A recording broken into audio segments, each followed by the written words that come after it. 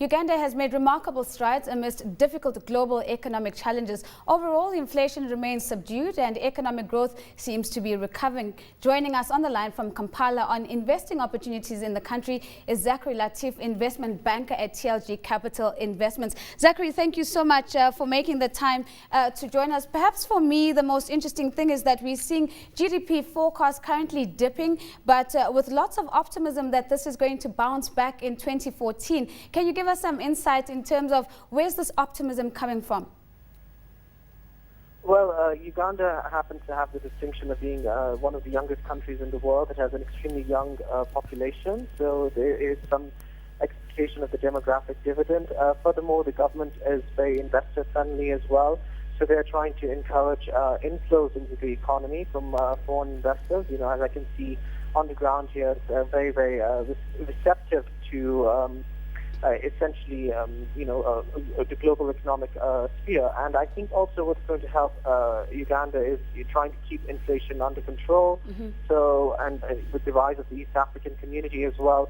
So it seems to be that the demographics and the economic indicators, are helping Uganda in line as well with the general recovery in the global economy as well. Let's look at those inflows in a little bit more detail. Which sectors are we expecting to attract the lion's share?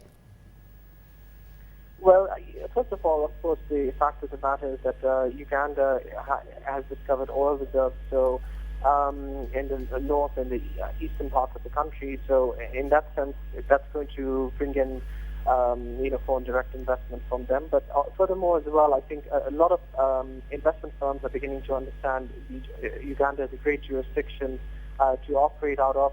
Private equity, as an example, has started to, make inroads over here. We've had like a few private PE shops start opening up as well. And while the equity markets are still a bit on the small side, there's an increasing sophistication, nowhere on the scale of its neighbors, but, it's growing over there. From a monetary policy perspective, understanding that sub-Saharan Africa has seen an average inflation of around 6%, how has Uganda compared? Uganda recently has had inflation, somewhat on the higher side. It's essentially around around 8%. A double digit, just shy of double digits. But at the same time, it is trying to, essentially begin to reduce and come down. Much more than was previous in those years. This is a stated government aim as well, because obviously food price inflation, has a direct impact on the politics of the country. So that's something that's been trying to be controlled. Let's look at the policy environment. Is this easing doing business in Uganda? It's increasingly getting better to do so. I mean, it's almost, initially, obviously, one has to navigate certain ways, but, government support has been very, very instrumental, and particularly for foreign investors. And the Ugandan government has kept its policy interest rates, they've kept them a bit defensive in order to guard against inflation, but other than that, there have been some tax breaks in the past to encourage foreign investors to look at Uganda. And frankly, all the underlying aspects of the country seem to make it poised for a very good decade ahead. Obviously, the facts on the ground can sometimes be a bit more difficult. One has to remember this is still very much a frontier economy, and wages remain very, very low. But then, and also the fact of the matter is that huge swathes of the population are entering the labor force every year. So there is that downward pressure on wages, which is going to help the economy, but at the same time, it really depends on political management and macroeconomic management about how and where, Uganda goes from here. But at the same time, there is still a lot of opportunity.